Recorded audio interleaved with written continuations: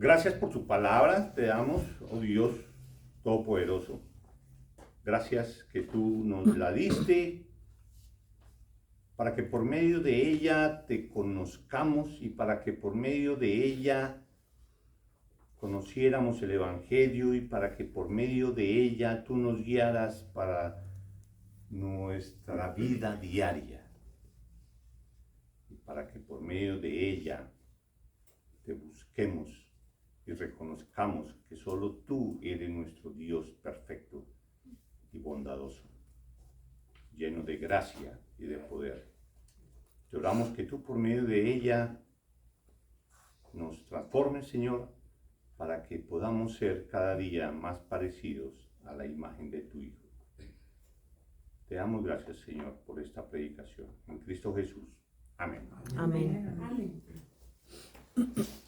Amén. La predicación de hoy se titula Solo a Dios sea la gloria. Solo a Dios sea la gloria, a nadie más. Efesios 2, 8, 9, hablando de cómo es que somos salvos, cómo es que nosotros pudimos ser rescatados de la esclavitud del pecado. ¿Cómo fue que eso pudo suceder? Porque todos nosotros nacemos esclavizados del pecado. Por más esfuerzos que nosotros hagamos para zafarnos de esa esclavitud, nosotros no podemos, nuestras fuerzas no son suficientes. El único que nos pudo rescatar de la esclavitud del pecado fue Cristo Jesús por medio de su sacrificio en la cruz. Él dio su vida por ti para que pudieras ser salvo. Y es la única manera para que tú puedas pasar la eternidad en la presencia de Dios, disfrutando de su belleza, su amor, su poder. Entonces es lo que nos dice Efesios 2, 8, 9. Nos dice en la versión Reina Valera, nos dice: porque por gracia sois salvos por medio de la fe, y esto no de vosotros, pues es don de Dios, no por obras para que nadie se gloríe. Entre otras cosas, de lo mucho que dice este versículo, estos dos versículos, ahí nos está diciendo muchas cosas. Entre otras cosas nos dice por gracia, solo porque Dios, su amor perfecto, dijo: tú vas a ser salvo, tú vas a ser salvo. Y así se lo dijo a la gran mayoría, si no a todos de los que estamos aquí. Tú vas a ser salvo, y lo dijo antes de que nosotros existiéramos. Entonces, por gracia sois salvos. Nosotros solos por nuestras propias fuerzas no podemos hacer, porque nosotros estamos esclavizados del pecado, estamos muertos en nuestros delitos y pecados. No podemos, estando muertos, hacer nada espiritual que sea agradable a Dios.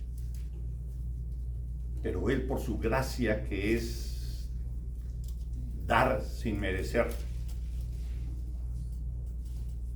pudimos serlo, porque nos dio por medio de su gracia y nos dio la salvación, tal como dice aquí: por gracia de Él sois salvos. ¿Y qué usó Él para que fuéramos salvos? Por medio de la fe, por medio de creer en Cristo Jesús, por medio de creer que su Hijo vino.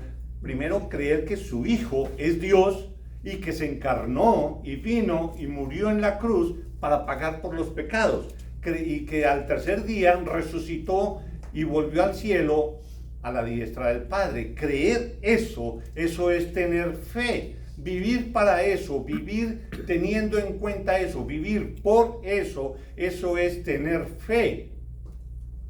Y Él y Dios, por su gracia, por medio de la fe, o sea, de esto que estoy diciendo, por medio de creer así en Cristo Jesús, por medio de la fe nos dio la salvación.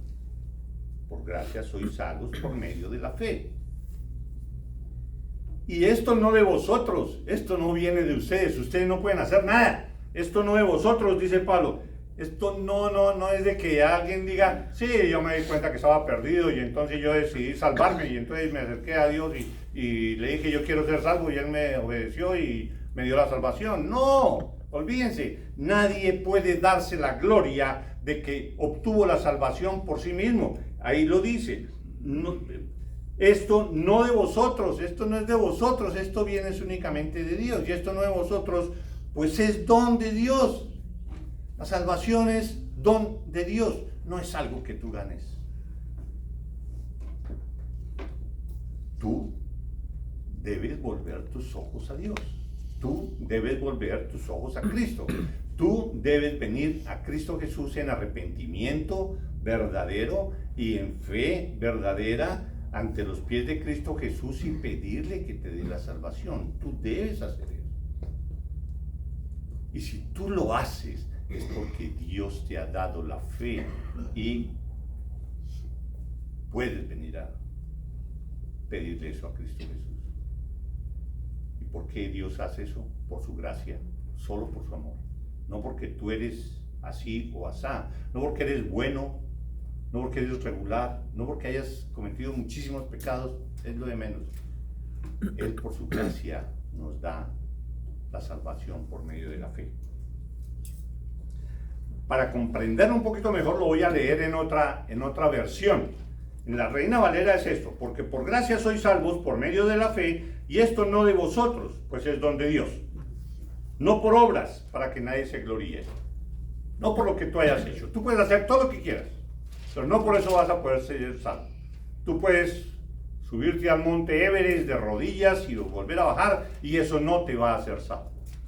Tú puedes aprenderte la Biblia de memoria y no por eso vas a ser salvo. Tú puedes hacer lo que quieras. Tú vas a ser salvo solo por medio de la fe, y eso por gracia de parte de Dios. Entonces, así es como dice, vuelvo y digo la Reina Valera. Porque por gracia sois salvos por medio de la fe, y esto no de vosotros, pues es don de Dios, no por obras, para que nadie se gloríe. Pero hay una versión de la traducción en el lenguaje actual que dice así: ustedes han sido salvados porque aceptaron el amor de Dios. Ninguno de ustedes se ganó la salvación, sino que Dios se la regaló. La salvación de ustedes no es el resultado de sus propios esfuerzos. Por eso nadie puede sentirse orgulloso. Me gustó esa traducción, bastante clara. Ustedes han sido salvados porque Dios, por su amor, les dio la fe, para que creyendo en la obra de su Hijo, revelada en las Escrituras, pudieran disfrutar de su salvación y de la vida eterna.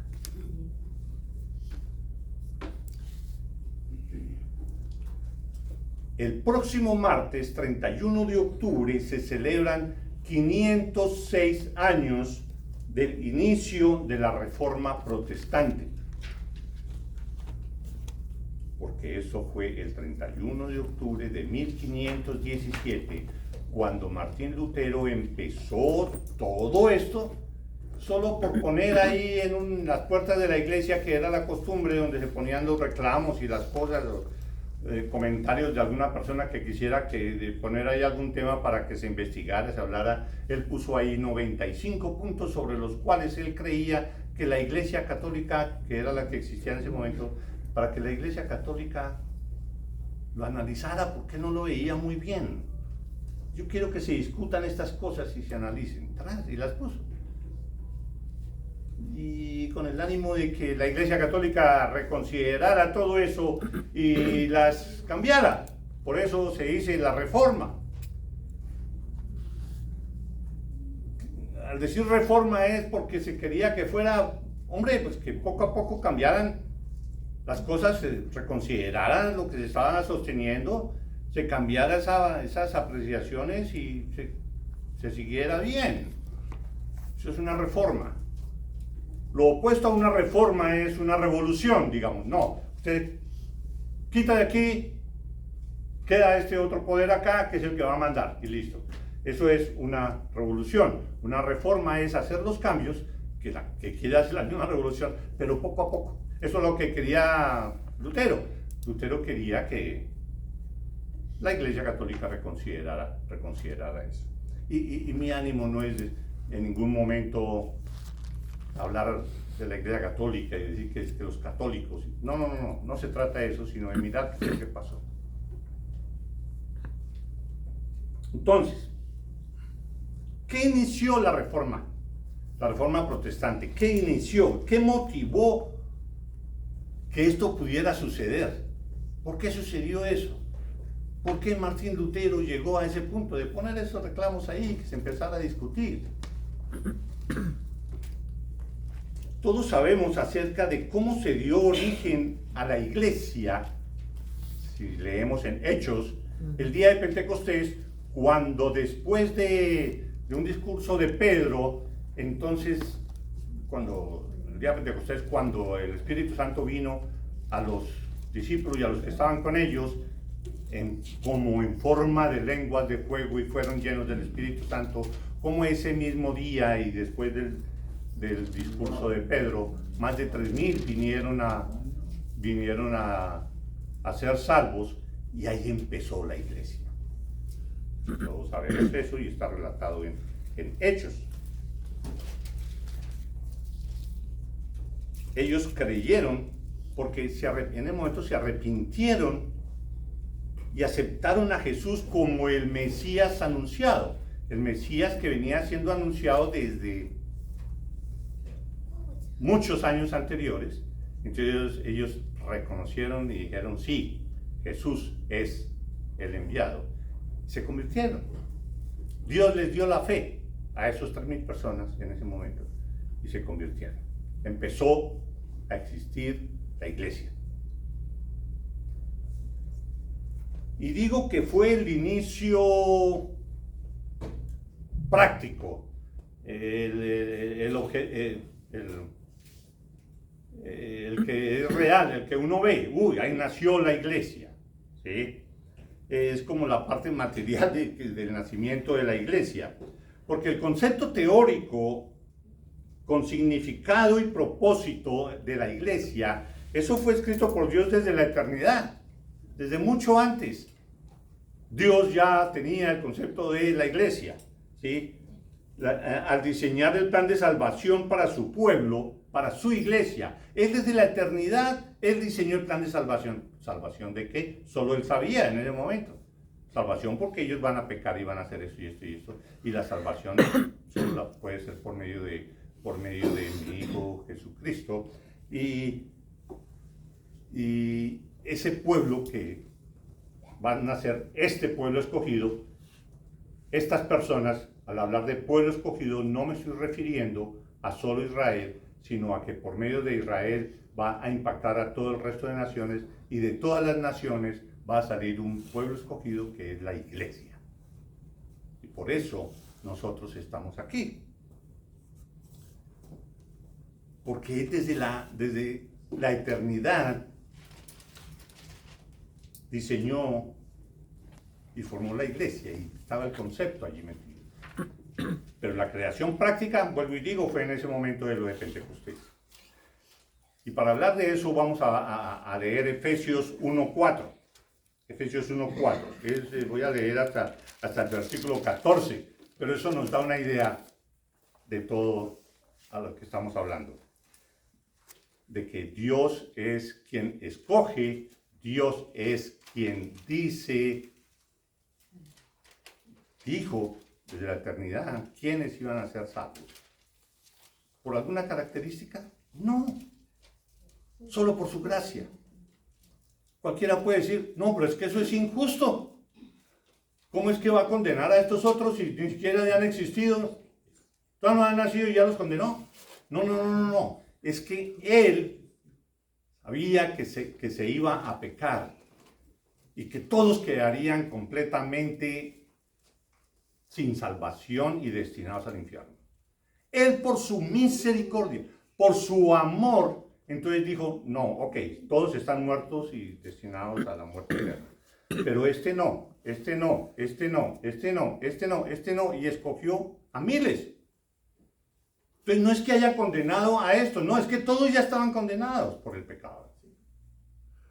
Pero Él salvó a muchos y los destinó a la salvación.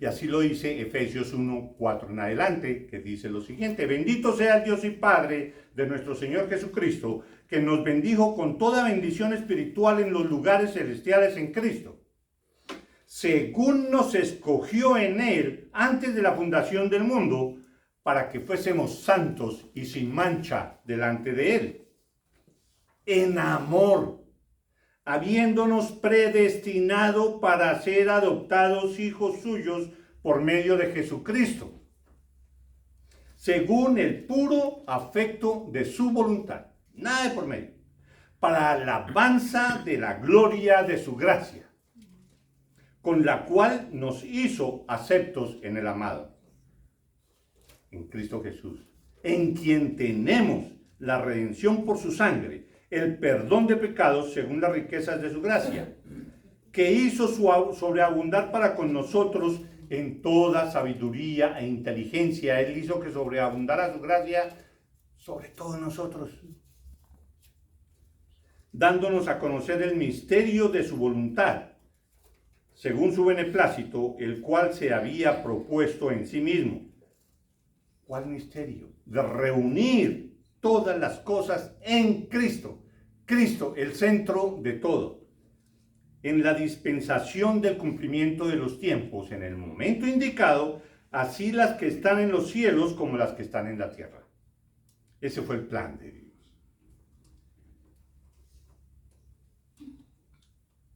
En Él, asimismo, en Cristo, asimismo, tuvimos herencia, habiendo sido predestinados conforme al propósito del que hace todas las cosas según el designio de su voluntad. De acuerdo a lo que Dios quiera, Él hace todo lo que quiera, de acuerdo a su poder, de acuerdo a su voluntad, de acuerdo a su perfección, a fin de que seamos para alabanza de su gloria. Ese es el motivo por el cual nosotros vivimos, por el cual nos eligió, para que seamos para alabanza de su gloria. Para eso existimos, para alabar a Dios, su gloria, para darle gloria en todo. Nosotros los que primeramente esperábamos en Cristo, lo que hacemos es glorificar a Dios. En Cristo también vosotros, habiendo oído la palabra de verdad, el evangelio de vuestra salvación, y habiendo creído en él, fuisteis sellados con el Espíritu Santo de la promesa, que es las arras de nuestra herencia, hasta la redención de la posesión adquirida para alabanza de su gloria.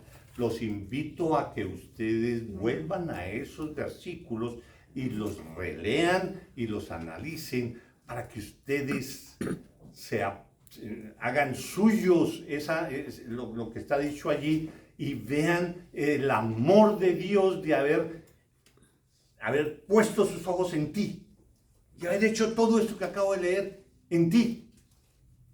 Sin que tú hicieras nada, sin que tú te merecieras nada, tú te merecías lo peor, pero Dios por su misericordia lo hizo contigo. Los invito a que lo lean y lo analicen. En ese día de Pentecostés, que hablamos antes, inició la iglesia y empezó a impactar a todo el mundo, de tal manera que rápidamente eso tuvo repercusión en el mundo que existía hasta ese momento, el mundo descubierto hasta ese momento, y todo lo que es Europa y la parte de Asia y demás. En ese momento todavía no estaba descubierto América, digamos. El evangelio de Cristo fue predicado. La iglesia empezó a hablar en todas partes. Y se fue la iglesia a todas partes precisamente porque los romanos empezaron a perseguir a los cristianos, los cuales tuvieron que salir. Y de esa manera Dios actuó para que el evangelio fuera promulgado en todo el mundo que existía en ese momento. El evangelio de Cristo fue predicado y el Señor añadía cada día a la iglesia los que habían de ser salvos. ¿A quienes traía Dios? A los que habían de ser salvos. Es lo que dice su palabra. la iglesia fue creciendo en número e influencia en todas las regiones. Hasta que en el año 306, más o menos, aproximadamente, el emperador romano Constantino,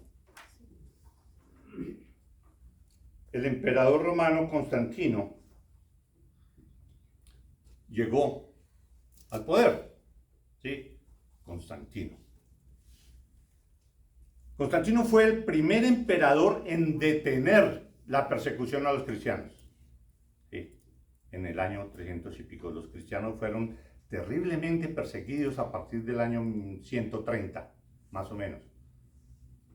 Y tuvieron que salir. En el 306 llegó el emperador Constantino y cortó ya esa persecución a los cristianos y dio libertad de culto al cristianismo. Permitió que funcionara junto con las demás religiones en el Imperio Romano. Permitió que hubiera libertad. En el Edicto de Milán 313, él lo emitió y permitió todo eso. Existiera el cristianismo sin problemas y las otras religiones. Facilitó en ese momento la convocatoria del primer concilio de Nicea en 325, que produjo la declaración de la creencia cristiana conocida como el Credo de Nicea. En el Credo de Nicea entonces se ponen los principios básicos de lo que era el cristianismo. Promovido por el emperador Constantino, eso sucedió y se dio el primer Credo de Nicea. Se considera que esto fue esencial para la expansión de esta religión. Los historiadores presentan a Constantino como el primer emperador cristiano, aunque él fue bautizado ya cuando estaba moribundo, a lo bautizaron, ¿sí? Pero lo consideraban cristiano y él empezó a cogobernar con la Iglesia Católica. Él permitió que la Iglesia Católica funcionara, no acabó las otras religiones, las dejó y empezó a funcionar la Iglesia Católica y él al lado de la Iglesia y la Iglesia al lado de él, gobernando todo el Imperio Romano. Entonces,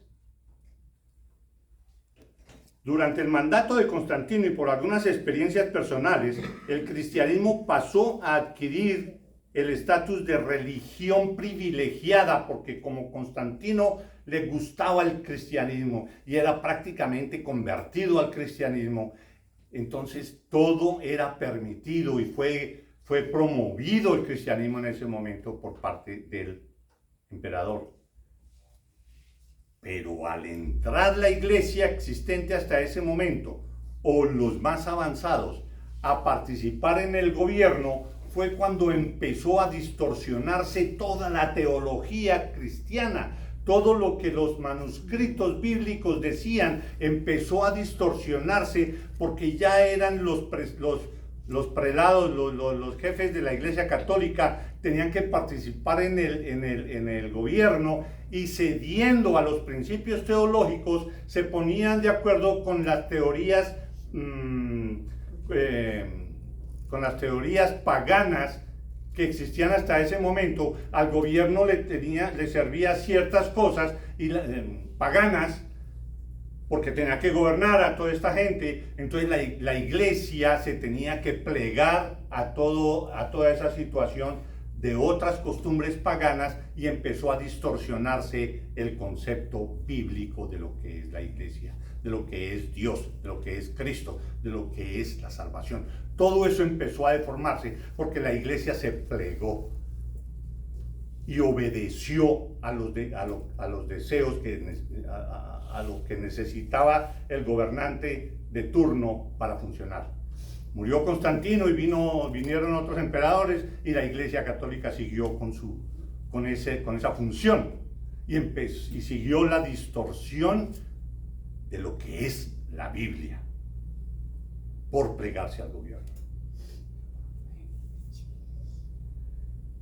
Entonces así fue como empezaron a penetrar en la iglesia toda una cantidad de prácticas paganas distorsionando completamente la teología que vemos en la Biblia. Esa situación degeneró, siguió empeorándose, y la iglesia cristiana se vio participando en persecución a otras religiones. Estaba en el gobierno y otras religiones, los mandatarios no les caían bien, entonces participó la iglesia cristiana en perseguir otras religiones y a someter a la fuerza a las personas, someterlas a la religión católica. Que no aceptaba la religión católica iba a la hoguera. ¿Sí? Ustedes lo han leído en la época de la Inquisición y en muchas partes de la historia de la iglesia. Entonces, todo esto llevó a un alejamiento del evangelio y a sostener una teología diferente a lo puro y sin mancha definido en la palabra de Dios. La palabra de Dios quedó prácticamente a un lado. Ya Dios no era el centro de todo, sino el Papa.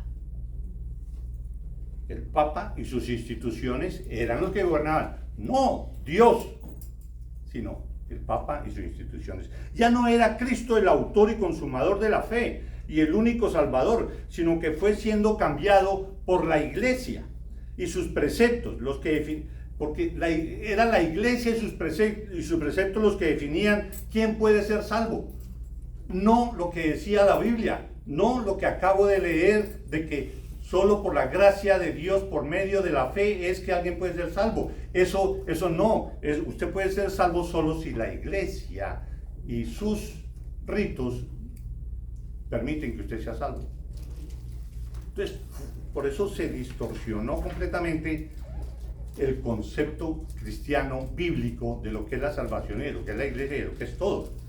Se decía que ya no era la fe en Cristo Jesús la que salvaba, sino que lo que salvaba era si usted era buena persona y cumplía con los ritos de la iglesia, o sea, a lo que comúnmente se llama las obras.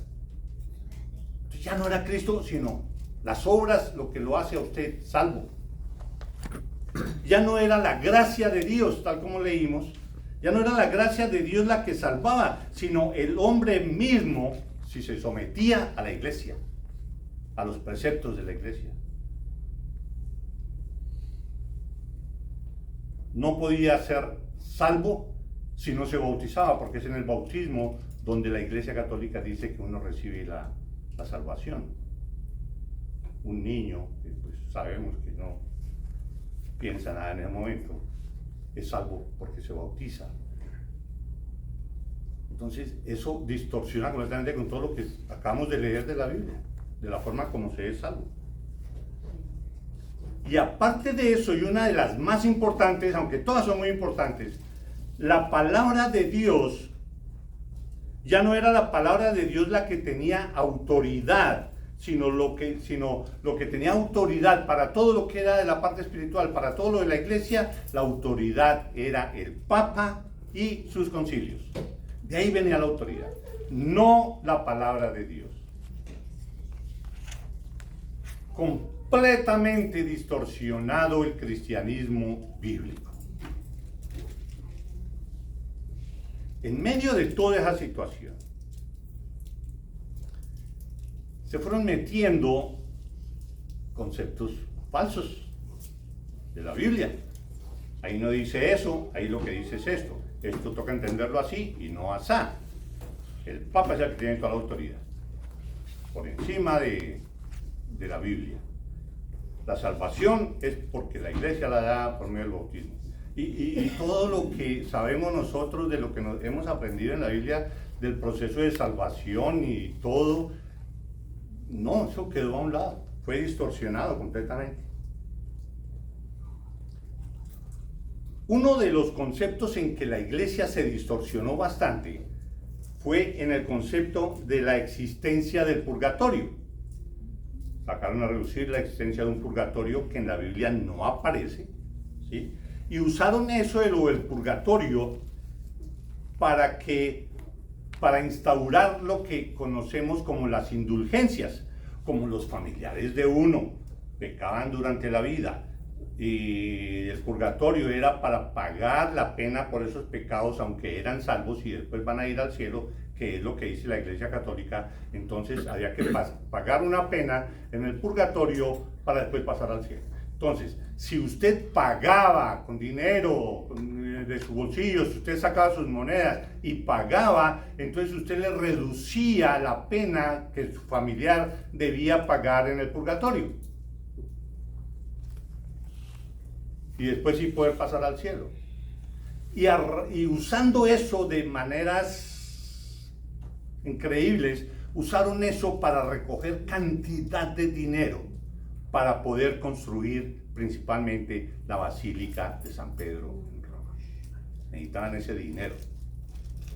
Y lo recogieron así, engañando a la gente, diciéndole, mire, es que en el momento en que suenan las monedas de su contribución para las indulgencias, en ese mismo momento, tan pronto suena eso allí, su familiar va para el cielo.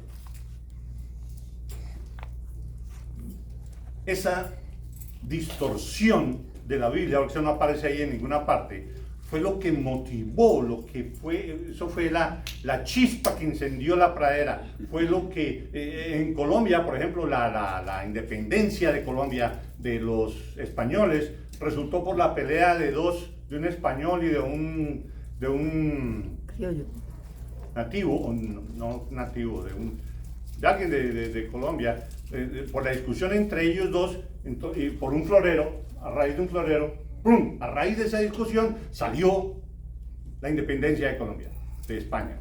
Entonces, así lo mismo aquí, ¿sí? A raíz de lo de las indulgencias, eso, ¡pum!, disparó el motivo para que Lutero dijera, oiga, pero esto no es bíblico. ¿Qué es eso de que con plata se gana la salvación, siendo que es muy claro en muchas partes de la Biblia donde se dice que es por fe, no por nada más, así como lo leímos, por medio de la fe?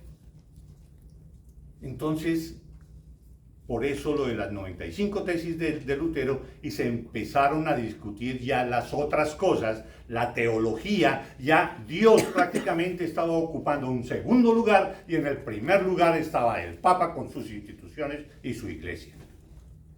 Dios era algo aleatorio, ya no era el guía, el todo, sino era alguien que sí figuraba en la Biblia, pero más que lo que diga la Biblia es lo que diga el Papa y los jerarcas de la iglesia.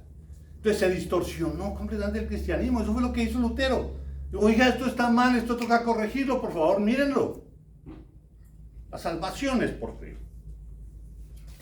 Ahí inició el movimiento protestante. Por eso nosotros no vamos a la Iglesia Católica, por eso nosotros estamos aquí y no allí. Porque estamos de acuerdo es con la Biblia, lo que diga la Biblia, no lo que diga un pastor, no lo que diga un sacerdote, no lo que diga el Papa, no, porque aquí en la Biblia no dice que deba ser así, sino así como estamos nosotros. El movimiento protestante promovió el regreso a la teología pura, al centro de Dios, que todo es para Dios, que nadie se debe interponer, entender que Dios dijo, yo no le cedo mi gloria a nadie, solo a Él. ¿Sí? Pero la iglesia, dentro de los cambios que hizo, ponía a la gente a decir, como si se dijera, sí Dios, yo te amo, pero tú sabes que también amo a San Crispín, tú sabes que también amo a San Cristóbal o a la Santa no sé qué. Yo te amo, pero eso no es amar a Dios única, exclusivamente, a Él. Entonces, el movimiento promovió el regreso a esa centralidad de Dios, a esa teología pura. Ante lo cual la iglesia, en lugar de volver a la verdad, lo que pero si volvía a la verdad le costaría el salirse del gobierno y perder su poder. Entonces prefirió luchar y defender su posición. Ellos lucharon y dijeron, no, hasta aquí estamos y nadie nos va a venir aquí a sacar.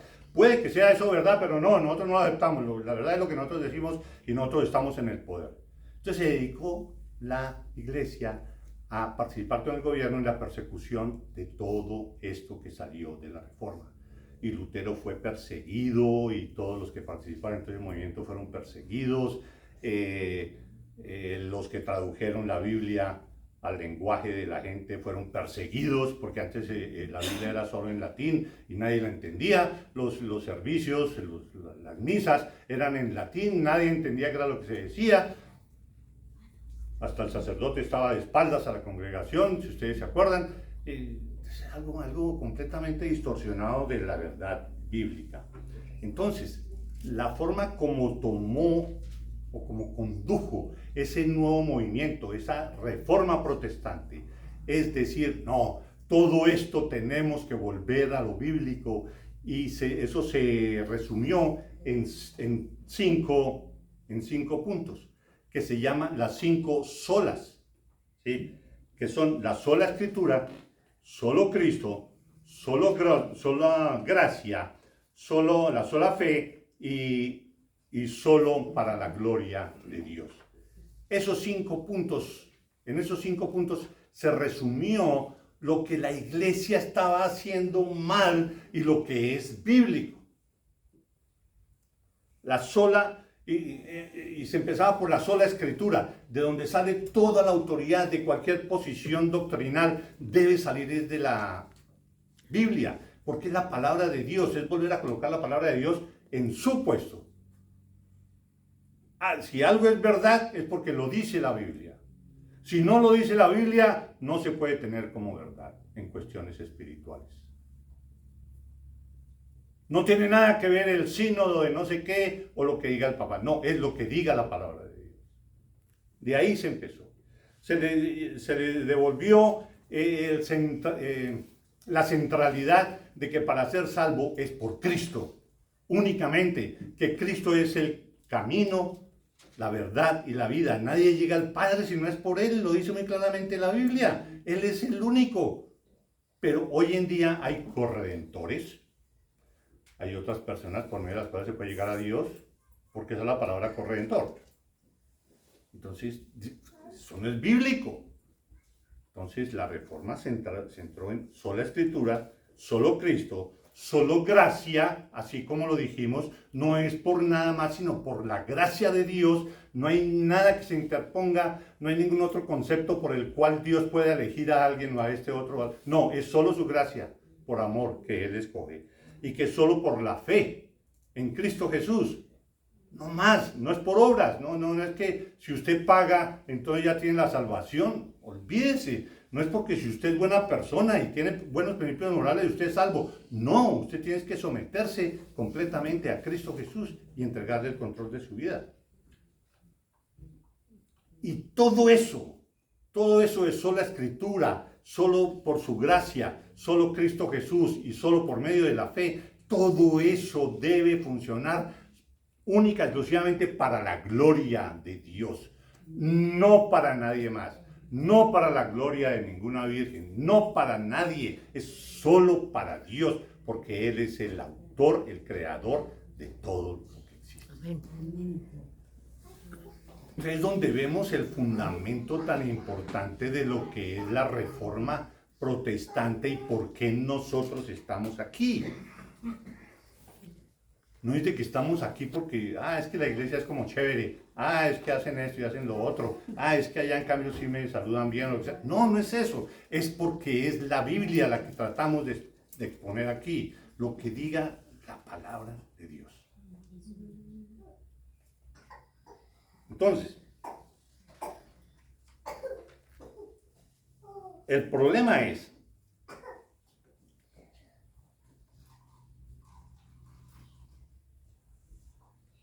que todo eso sucedió y todo fue cambiando y nacieron las iglesias reformadas y se ha avanzado en eso.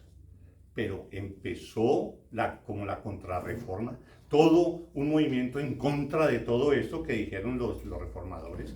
Empezó el arminianismo a decir que no, el hombre es el que participa, si quiere ser salvo puede escoger ser salvo, y entonces ahí empezaron otra vez a meterle cizaña a esto nuevo que habían traído los reformadores. Y eso siguió avanzando a través de los años, y hoy encontramos en el mundo actual, hoy uno se pierde uno, pero al fin, ¿qué? Este dice una cosa, este dice otra, este adventista dice una cosa, este de los 7 días, este pentecostal, este bautista, este... ¿En qué estamos? ¿Qué se necesita hoy en día? Lo mismo que se necesitó en ese momento de lo de las indulgencias. Aquí le están sacando el dinerito a las personas de otra manera, pero es lo mismo que lo sacaban por medio de las indulgencias, la misma cosa. Usted siembra y Dios se lo reproduce por 1000. La misma cosa. Se necesita algo muy parecido. Volver a la Biblia. Cualquier cosa que ustedes les digan, cualquier cosa que ustedes vean, analícenlo de acuerdo a la Biblia. No más. No crean que porque fue este pastor el que lo dijo o este otro, entonces es verdad. No, es lo que diga la Biblia. Lógico que uno se basa en personas que han sido utilizadas por Dios para llevar claramente el mensaje del Evangelio, y ellos han sido usados por el Espíritu Santo y nos han aclarado y nos aclaran hoy en día de las doctrinas que hay en la Biblia y demás. No podemos dejar eso a un lado. Si nosotros vamos a decir de que todos ellos están equivocados y que solo es lo que yo diga, eso también es puro orgullo. Entonces lo único que tiene la verdad soy yo. No, no es así. Es lo que dice la Biblia.